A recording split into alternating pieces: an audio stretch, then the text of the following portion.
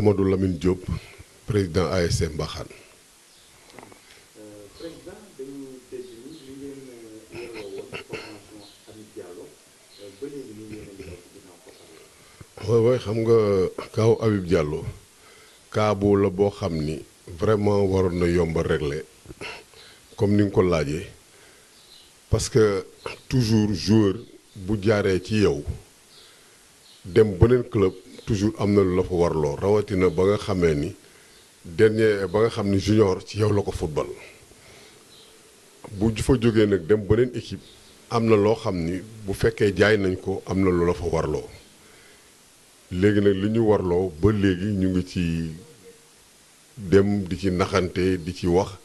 te dara duggagu ci te loolu suñu droit la.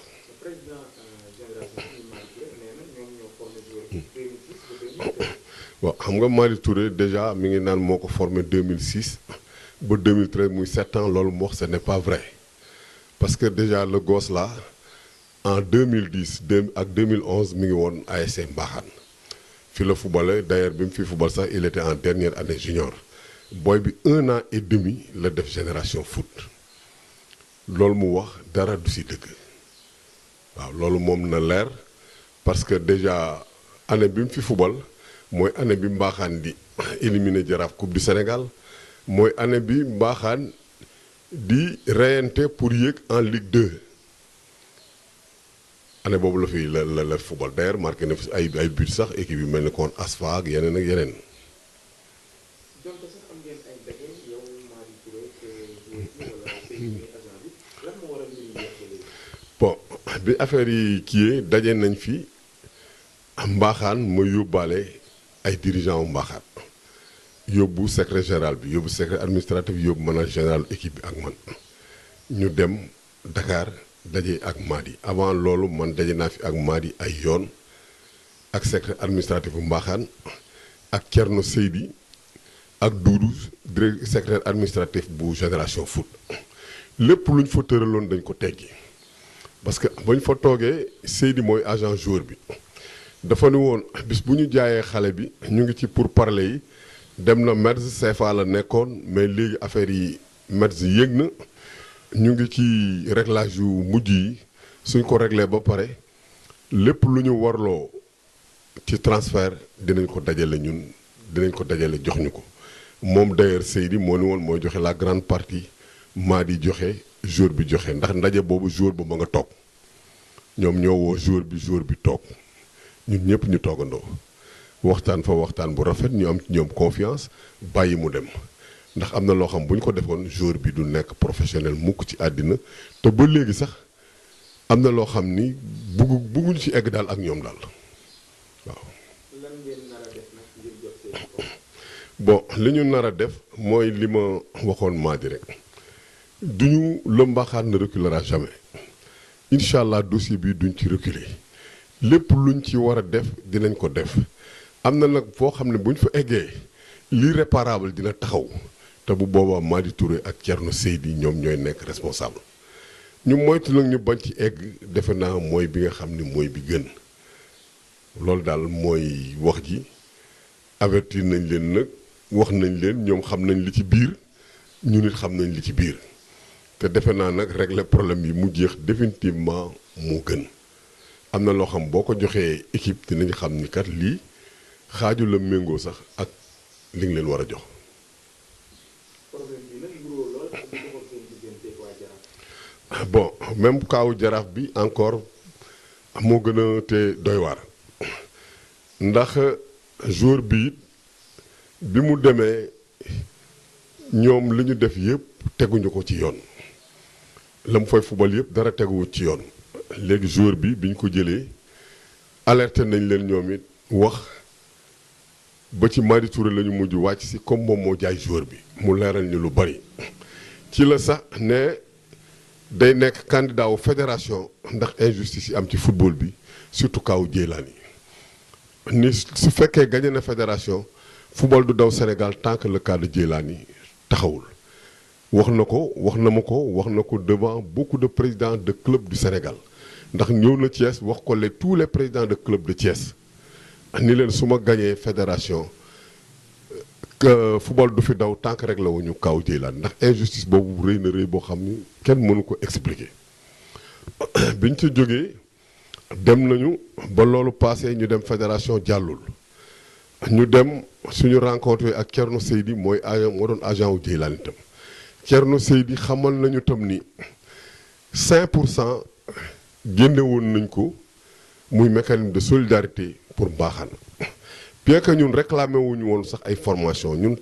formation transfert lépp lañ doon réclamé mais comme nee nañu formation bi jotoon na génn muy 10 millions ñun gisuñu ci dara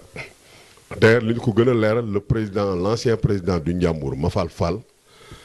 bi nga xam ni moom la Gaston remplacé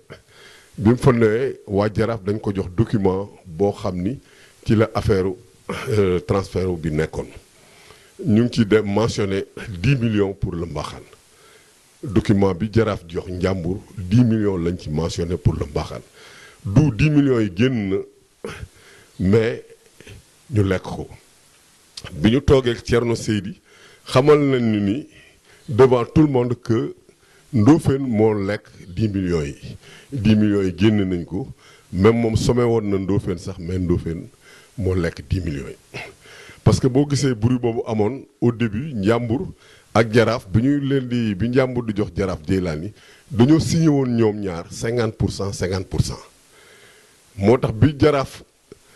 dugalee nax ci waa Ndiambour ba jox leen lu matul moo tax waa Ndiambour yëkkati woon seen kàddu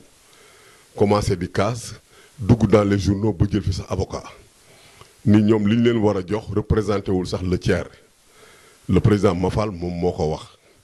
ni li ñu leen waroon jox li ñu leen jox représenté wul le tiers te it c'est bien mentionné dans le document 10 millions pour l'ASC Mbaxane moom dafa jaaxle nee na bu mu déggee waa Mbaxane di réclamer ay lii wala lii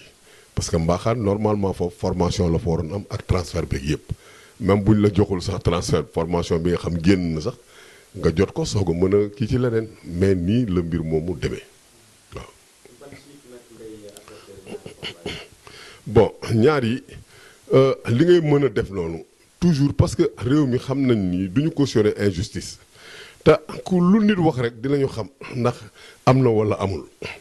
boo jëlee kaw Ndofène yàgg nañu gis l'ancien vice-président du Jaraaf Maître El Hadj Diouf di crier ci kaw Ndofène ci affaire transfert waaw loolu du ñun ñoo ko wax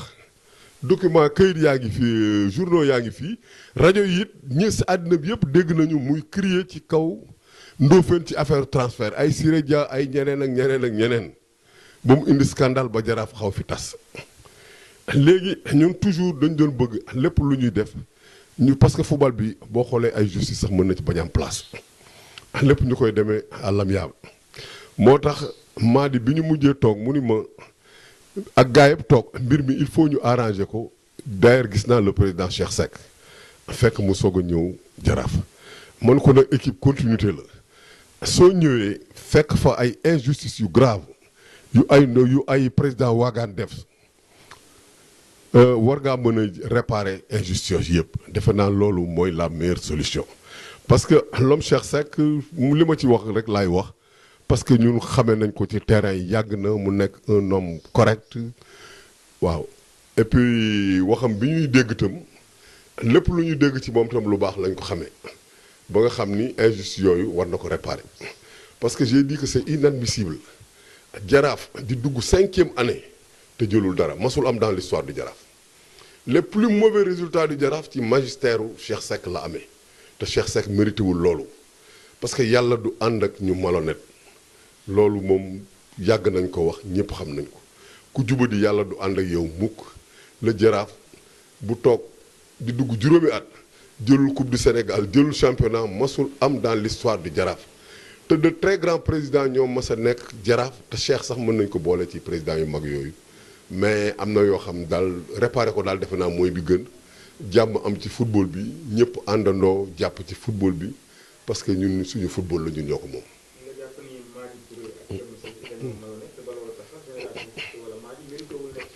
waaw man maa ni Madi Touré mérité wul nekk champion du Sénégal te it dama ko wéer fu wóor d'ailleurs kaw Habib Diallo illustration bu wér la ci parce que bu ñu la joxee joueur am lu ñu waxante yow da nga war a gore soo jaayee joueur bi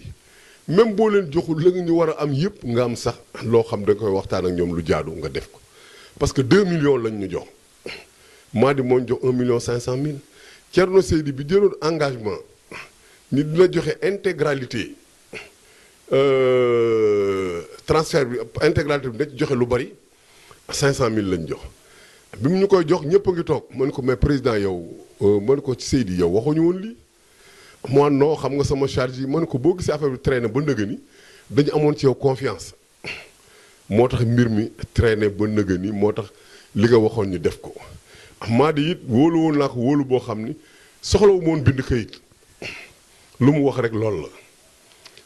ndax wóolu bu ma ko wóolu woon mu nekk xale ma ni il a l'avenir xale amul droit di jubadi mais mérité wul nekk champion du Sénégal parce que boo jël joueur jàmbur yi di leen utiliser di leen jaay ba pare di bëgg a lekk lépp àq boobu rek c'est extrêmement grave moo tax gis nga bu ñu jëlee championnat yi bu ñu génn en Afrique salaamaaleykum ñu écraser leen ñu dellu si continuer ci loolu àq moo baaxul football bi loolu jaru ko te Madi jaar naa moom foo xam ni defe naa lii waroon na ko def beneen équipe bu dul baaxaan ndax bi muy xëccoo fédération je suis le seul président de club bu ko indi ñu ànd partout man ak moom jour ba ma ànd ak moom lu nekk ñu dugg ci bi mu inauguré centre ba fa la ñoo daan ànd man ak moom guddeeg bëccëg di fa añee ak ay soxnaam këram maris def moo ma daan woo ñuy ànd di dem vraiment ci yu bëree bëri et puis si xaat nañ sax yeneen yu bëri yoo xam ne xëy na yooyu sax après laa ciy dugg mais pour le moment nii ci cas bi daal la ñu bëgg a taxaw 2 millions ku nekk xam na ni joueur bu nekk dans la Ligue 1 française du 2 millions mooy transfert bi ñëpp xam nañ loolu la Ligue 1 française du caaxaan championnat bu mag la même boo joxul nit ñi li nga wax nga jox leen sax le quart ñun sonaluñu kenn parce que j'ai dit que ni bi ñu bokkee poule ñu nag moom bokk division bu ñuy fubal mais laale nañ fi ba tey mais mosuñu gagné ñun dañ daan jouer toujours les grands rôles mais bu fekkee nag luñ la war a jox toujours gars yi lekk ko mais da ngay reculer d'ailleurs yooyu ñoo déstabiliser équipe bi ñoo ko déstabiliser kaw Jeylaani Madi am na ci ay dizaines de millions la Njàmbur am ci 59 millions ba pare di kaas luñ ko dolli la Jaraaf am ci des centaines de millions mbaaxaan bi nga xam mooy la légalité moom lépp am 0 franc dinañ ko crier nag ba àddina bi yëpp di ko dégg c'est un dossier boo xam duñ ko bàyyi ba àddina di tukki lépp luñ si war a wax nañ ko wax àddina bi yëpp xam nañ ni am na lu ñu moom Madi ba ma demee ba koy laaj formation nee na ma waa Jaraaf jël nañ ko ba lekk ko mais naa gis président Cheikh Seck ndax injustice bi ñu teg mbaaxaan jaaduwul moom la campagne bi muy wut fédération te Madi Touré lu ñu mën a waxee c'est pas n'importe qui dans ce football ku dem ba yor sa centre xëy jël championnat du Sénégal en de très grands joueurs jaar fa ak yooyu yëpp mais vraiment am na loo xam ni mooy waroon na ko sax rusa def ñu bari leen jaaxal à Dakar sama diggante ak moom y a beaucoup de dirigeants de club yoo xam ne dañ may woo dañu rus sax ci sama diggante ak Madi Touré vraiment déception bu rëy rëy la am ci moom Thierno Seydi defoon naa ni dimension passé na fii parce que un agent de la trempe de Thierno Seydi yoroon fi ay Didier Drogba yoroon fi Sadio Mané bien que yoratu ko xaw ma yan raison moo tax parce que tam gars yi il faut ñu jub waaw yoroon ay Papis Demba Cissé yoroon fii tous ces monuments du football là mais vraiment am na loo xam daal amoo ci war nga ko jombale sa bopp daal waaw même moom Madi war ko sax dugal ci carnaval yi en tant qu'agent ñun bu ñu sañoon moom Madi yëpp ñuy jouer les grands rôles en Afrique voire dans le monde loolu lañ leen di yéene ndax doomu dëkk bi lañu et tout mais nag am na loo xam ni nag vraiment rafetul voilà merci